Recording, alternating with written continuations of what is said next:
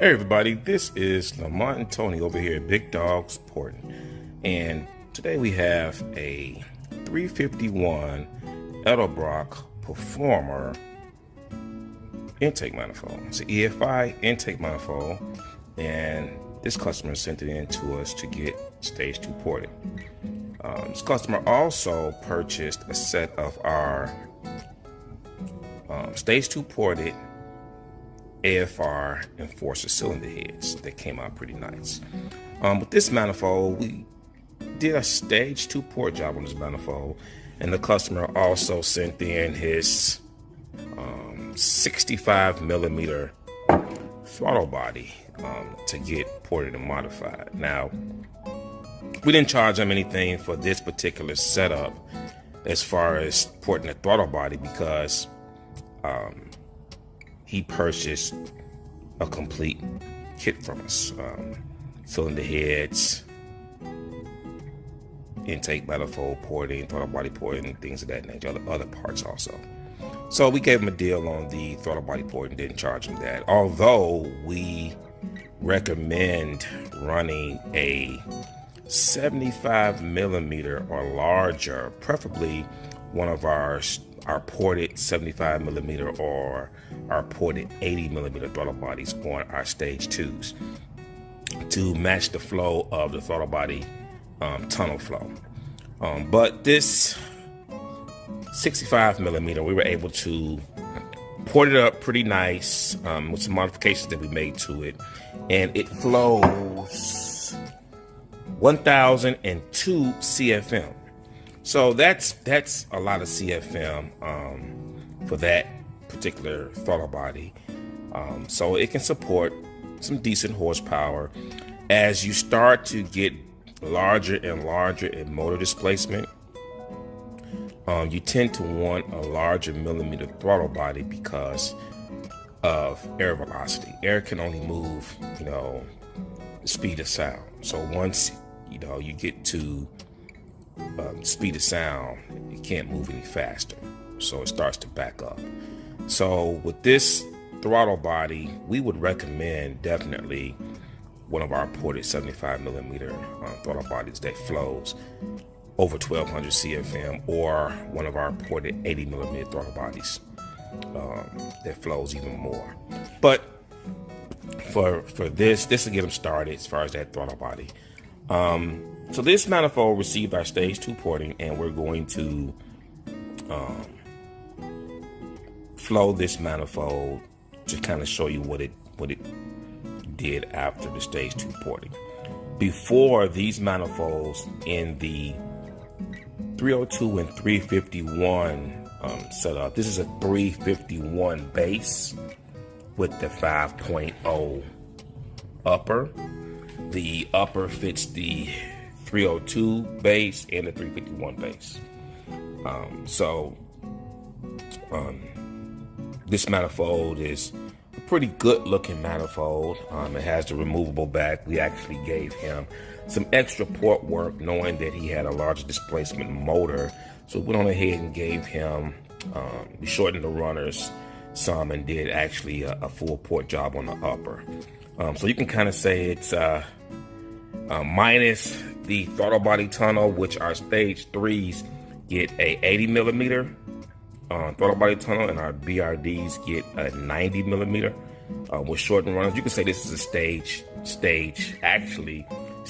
2 base and a stage 3 upper, but we only charged him for stage 2 because he, like I said, purchased multiple parts from us, and he's a real good customer, Barry. So with these particular manifolds, I personally I'm on the fence with these manifolds. In stock form, these manifolds flow terribly. I mean, a lot of people out there, you can get the actual Edelbrock, or you can get the knockoffs, and they flow pretty much the same. Bolted together, the average runner flow is going to be around 225, 230, which is not good, guys. 230 CFM on an aftermarket manifold that's as heavy as this. This manifold is extremely heavy. Now it's very, very thick. You know, it's a porter's manifold, and porters love porting these manifolds because they have a lot of meat in the casting. But it's extremely heavy and it don't flow worth the crap, you know, out the box. But of course, we make them flow very, very well. Another thing I don't like about this manifold is the back bolts. I don't like the way these bolts are set up, and the one in the back, I don't know if you can see that, but the one in the back, it's not like the trick flows that comes through, or the System Max that comes through the top here. You have to actually go in the inside from the back, take the back cover off, and the stud comes in. The stud comes in right there. You can see it in the middle, and you have to screw a nut on top of that. Now, I don't like that situation, that configuration. The reason why, we all know motors vibrate. And, you know, if you're installing this motor yourself, we know some people out there are more mechanically inclined than others. And you may not put the proper thread locking compound on the nut. You may not tighten it up enough. You may not check it, or whatever the case may be.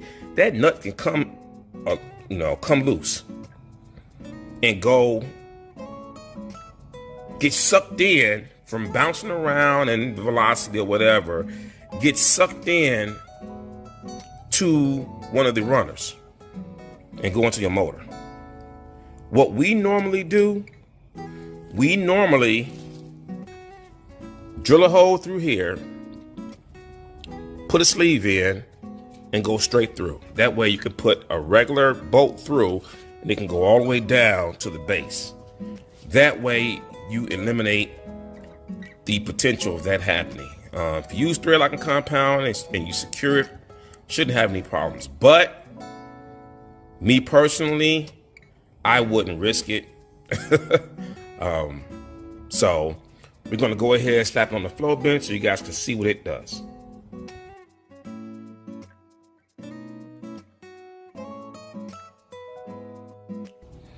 Okay, so we have the Edelbrock Performer with the 5.0 upper and the 351 lower. That the lower was stage 2 ported, and the upper we gave the customer a little extra porting due to the fact that the 5.0 upper is so restrictive. The Edelbrock Performer 5.0 upper, this one did receive our 75mm throttle body tunnel porting, but it received extra porting, like we said, to the upper. So it's strapped down to the flow bench on the number 1 runner. So we're gonna see what it does.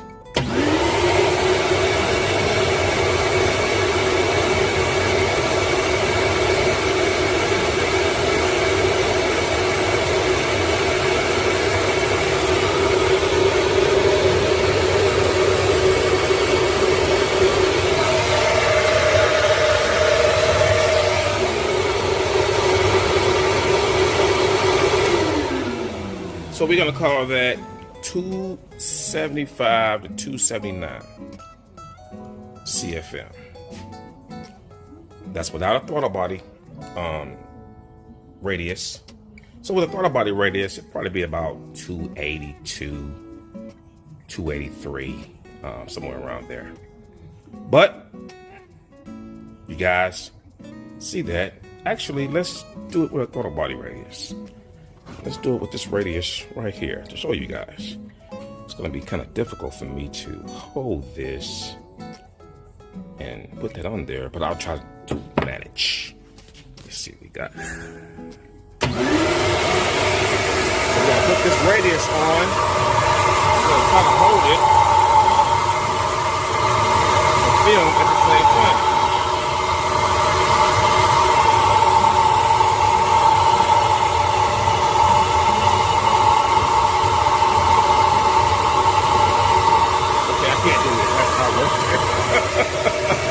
sorry, that's not working.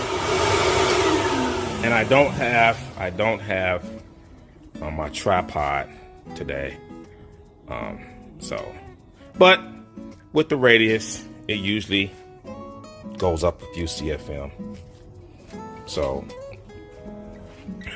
that's pretty much that. Now this manifold, we shortened the runners on this manifold about 2 inches. Now with the 351 base, in stock form, this manifold has a 15.5, almost 16-inch long runner with a 351 base. 351 base, the runners on the base is about a 1/2 inch each side longer than a 302 base. So that adds runner length, and which is one of the reasons why we shortened this up 2 inches for him and did some extra work on the inside, because he's running a larger displacement motor, a motor bigger than the 302, 306, 331. So with that extra runner length taken out of the upper, that's going to give him a peak horsepower RPM around 59 to 6,000 RPM. And what's going to happen, what happens with our stage 2s or any long runner intake manifold that we stage 2 port, even with the stage 3 tubulars, because the stage 3 tubulars, they retain their original runner length, but we just stage 3, enhance the flow, throttle body tunnel, base, and so on.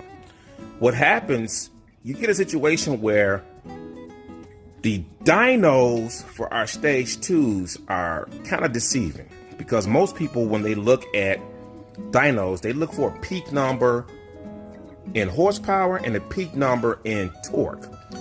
But when they usually put our stage 2 ported manifolds on, they say, damn, this thing runs like a bat of hell. It feels a lot stronger and runs a lot stronger than what the dyno peak numbers may show you. And that's because of the broad torque curve. The broad torque curve, really makes these motors that receive our stage 2 ported parts, it really makes those motors pull real hard on the low end and maintain higher horsepower on the top end. So what happens, the horsepower shoots up real fast for the long runner. And once you get to peak, say for instance, you get to peak horsepower at about 5,400 RPM because you have a longer runner. What happens after you get past the 5,400 RPM peak, the horsepower, it hangs on. It hangs on 6,000, 6,200, whatever your camshaft and your supporting parts can flow. Our manifolds holds on because of the extra CFM. Most times you get a long runner, manifold from out the box, factory, whatever the case may be, and they'll go up and they'll peak and they'll drastically drop off after the peak. They can't hold on. And the reason why is because you have a flow deficiency. The runner length usually adds anywhere from, on a third wavelength order, anywhere from 8 to 10% of what the actual static CFM flow of the runner is. As long as you have enough throttle body tunnel flow, enough throttle body, flow, and so on. But with our stage 2s, they shoot up and they hold the horsepower as the RPMs climb. And we'll show you a dyno chart demonstrating this.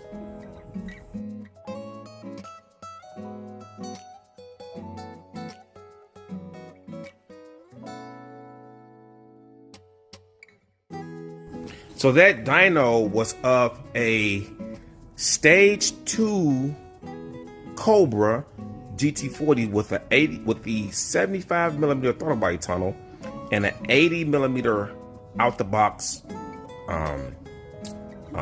throttle body. and that was on a mild 363. And as you saw, the horsepower peak, but then it held on.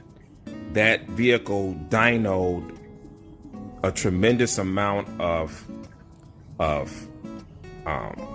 torque and some good horsepower. And also that vehicle, he ran a spacer, which added runner length.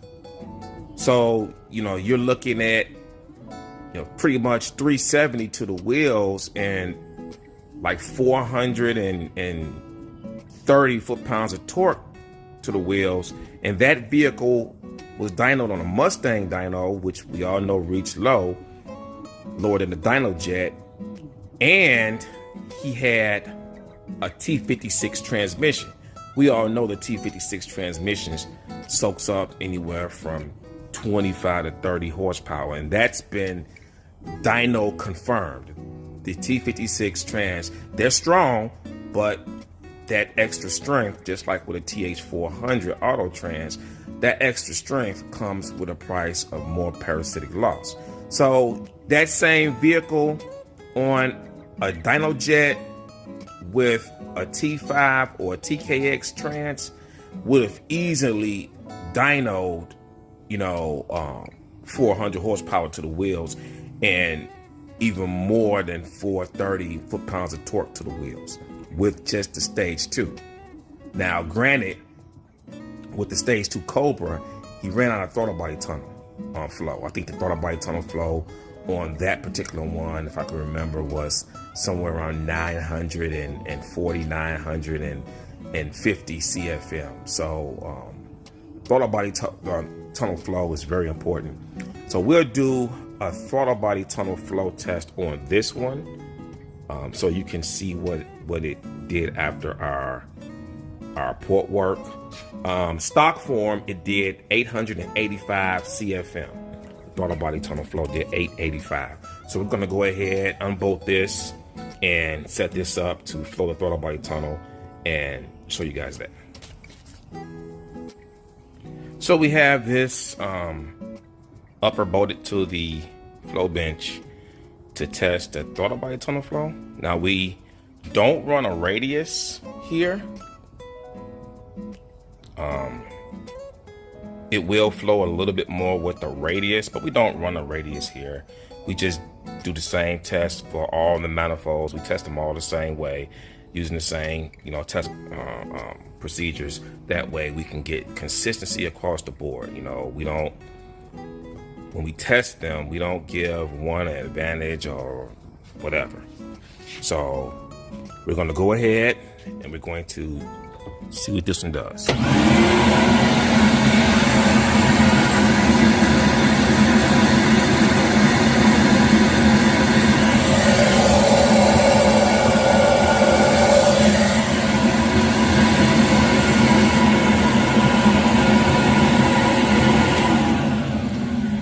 So about 1,000 to 1,014 CFM. And just for you guys who are new to our channel, our flow bench calibrates everything to 28 inches. So if I flow this right now we're running, I think 3 or 4 motors. If I flow this with 2 motors, it's gonna pretty much flow the same thing. That's why we like this flow bench. We use this flow bench for a lot of our testing. And we test everything, so we use this flow bench every day, all day. Lamont and the guys, and even myself, we are flowing parts, testing parts on a regular basis, because that's one of the things that we offer for you guys free of charge, unlike other shops that don't give you flow results, before and after flow results, and they don't offer it free if they do. We do, because we want you guys to see the results of the port work. Like I said before, our flow bench is self-calibrated. As you see, it zeroed itself back out, and it's seeing the pressure of the atmospheric pressure. So it's very, very sensitive and very accurate. We flow this when we're doing parts for our personal cars and for the shop hot rod that we're going to be showing you guys some videos of that coming soon. But 1014 CFM, that's good for about 495 horsepower at the crankshaft, and about 415 to 420 real horsepower when you're using a T5 or equivalent transmission on a dyno jet.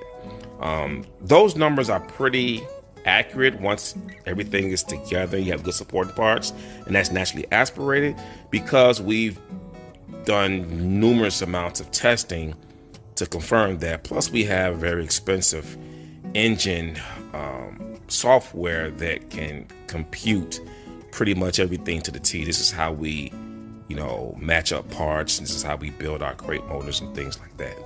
So you guys, this manifold will have a peak horsepower RPM around 5,900, 6,000 on a 351 or larger motor. Now, when you can start getting to the 4.8s and things like that, the horsepower peak tends to come down because more displacement is going to alter, the wavelength tuning on the runner length.